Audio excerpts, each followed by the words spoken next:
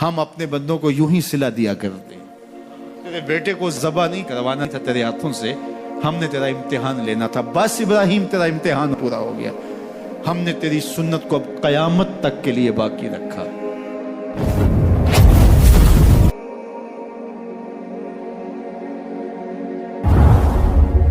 اپنے بیٹے کو پیشانی کے بل لٹایا. قرآن نے وہ سارا منظر بیان کیا ہے. اس پر مفسرین کے دو قول ہیں. ایک یہ کہ الٹا لٹایا تاکہ کفا سے ذبح کروں، گردن کے پچھلے حصے پر چھری رکھ کے ذبح کروں گا، منمونہ چہرہ میری آنکھوں کے سامنے نہ ہو اور میرے دل کے اندر کوئی جذبہ رحم نہ جاگے جس سے اللہ کے حکم کی تعمیل میں دیر ہو جائے. اور دوسرا معنی یہ کیا کہ آپ جانور قربانی کے لیے ذبح کرتے ہیں تو اس کی گردن کو بل دے کے اس کی پیشانی کو زمین پہ لگا دیتے ہیں تاکہ یہ رگیں تن جائیں اور ذبح کرنے میں آسانی ہو. حضرت اسماعیل کی معصوم گردن کو بل دے کر کے ان کی پیشانی پتھر کے ساتھ جوڑی گئی.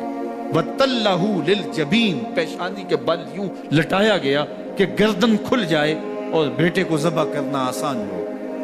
آنکھوں پہ پٹی باندھ لی کہ یہ منظر تو دیکھا نہیں جا سکے گا، اللہ کے حکم کی تعمیل بھی بہر صورت کرنی ہے. سعادت مند بیٹا بولتا ہے، ابا جان مجھے رسیوں سے جکڑ لیجئے، کہیں ایسا نہ ہو کہ میں تڑپوں اور اللہ کا حکم پورا کرنے میں آپ کو دیر ہو جائے.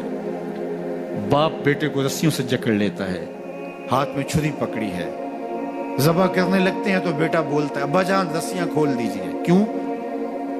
آپ کا منصوبہ، آپ کا پروگرام تبدیل ہو گیا. کہا نہیں. تو پھر کیوں رسیاں کھولوں؟ کہا کہیں ایسا نہ ہو کہ کل کا مورخ لکھے کہ باپ ذبح کرنا چاہتا تھا، بیٹا ہونا نہیں چاہتا تھا، باپ نے باندھ کے کیا. کھول دیجئے، نہیں تڑپوں گا. رسیاں کھل جاتی ہیں. بیٹا پیشانی کے بل لٹایا ہوا ہے، ہاتھ میں چھری پکڑی ہے، منا کی وادی ہے، کارکنان قضاء و قدر کی چیخیں نکل رہی ہیں، حوریں تھرا رہی ہیں، زمانہ کانپ رہا ہے، منا کی وادیوں پر تھر تھراہٹ ہے. مالک قیامت آنے والی ہے. فرشتے بھی پوچھ رہے ہیں کہ مالک کیا ہونے والا ہے. کہا تم کہتے تھے انسان کو پیدا کر رہا ہے، سجدے تو ہم کریں گے، ذرا میرے بندے کی ادا تو دیکھو، ذرا میرے بندے کا انداز محبت تو دیکھو، میری فرما برداری، انقیاد امر اور اطاعت اور امتثال امر کی مثال تو دیکھو، ذرا دیکھو میرا بندہ میرے حکم کی تعمیل کیسے کر رہا ہے. اللہ اکبر. کائنات آنکھیں جھپک رہی ہے، سورج منہ چھپا رہا ہے کہ یہ منظر دیکھا نہیں جا رہا، اور منا کی وادی تھر تھر کانپ رہی ہے کہ ایک بوڑھا باپ ہاتھ میں چھری پکڑے اپنے نونہال فرزند کو ذبح کرنا چاہ رہا ہے. عجیب منظر ہے کائنات کے اندر. حضرت ابراہیم آگے بڑھے، بیٹے کی گردن پہ چھری رکھی اور پوری قوت کے ساتھ چھری کو جنبش دی. اللہ اکبر. لیکن ایک بال بھی نہیں کٹا.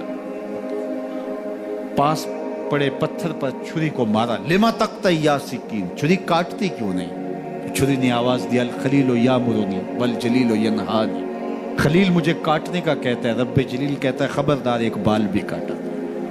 کہا چھری تیرا کام تو کاٹنا ہوتا ہے. کہا حضرت آگ کا کام بھی تو جلانا تھا، جس نے آگ کو جلانے سے روکا تھا آج اس نے مجھے کاٹنے سے روک دیا. اس کا یہ مفہوم بھی نکالا جا سکتا تھا کہ میں نے تو چھری چلا دی، اب چھری نے کچھ نہیں کیا تو میرا کیا قصور. اللہ اکبر. دوبارہ چھری تیز کی اور حلق پر چھری کی نوک رکھی اور اپنا سارا وزن ڈال دیا. گردن کٹ گئی، خون بہنے لگا اور دل میں تھا کہ اتنا بڑا کام جو میں نے کر لیا. لیکن جب پٹی کھولی تو دیکھا منظر بدلا ہوا ہے.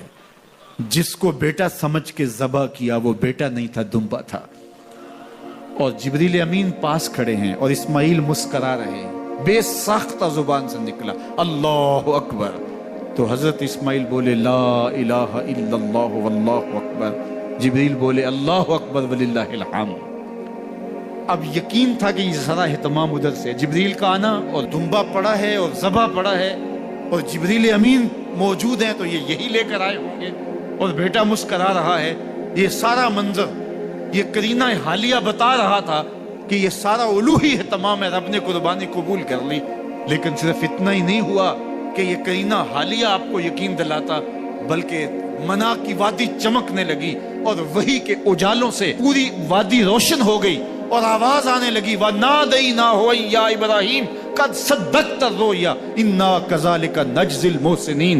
یہ منظر دیکھا تو ابراہیم ابھی کوئی سوال کرتے، کسی سے پوچھتے کہ یہ کیا ہوا، اتنے میں وہی نازل ہوئی، اے ابراہیم تو نے واقعی خواب پورا کر دکھایا، انا کذالک نجزی المحسنین، ہم اپنے بندوں کو یوں ہی صلہ دیا کرتے ہیں۔ تیرے بیٹے کو ذبح نہیں کروانا تھا تیرے ہاتھوں سے، ہم نے تیرا امتحان لینا تھا، بس ابراہیم تیرا امتحان پورا ہو گیا، ہم نے تیری سنت کو اب قیامت تک کے لیے باقی رکھا، قیامت تک کے لیے باقی رکھا۔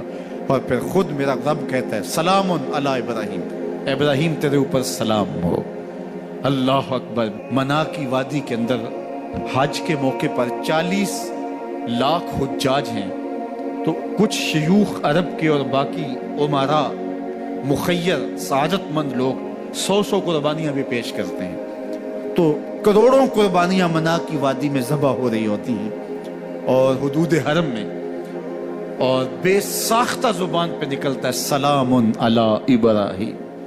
ہر سال یہ شور و غوغا ہوتا ہے کہ اس مرتبہ قربانی بہت مہنگی ہے، شاید زیادہ لوگ قربانی نہیں کر پائیں گے، لیکن جو ہی موسم قربانی کا آتا ہے گلیوں اور بازاروں کے اندر جانور گھوم رہے ہوتے ہیں اور ان کو دیکھ کے بے ساختہ زبان پہ آتا ہے سلام علی ابراہیم، ابراہیم تیرے اوپر۔ تو یہ کتنا بڑا امتحان تھا، کتنی بڑی آزمائش تھی، لیکن اس آزمائش سے سرخرو نکلے، نمبر بھی پورے 100 حاصل کیے، کامیاب اور بامراد اور کامگار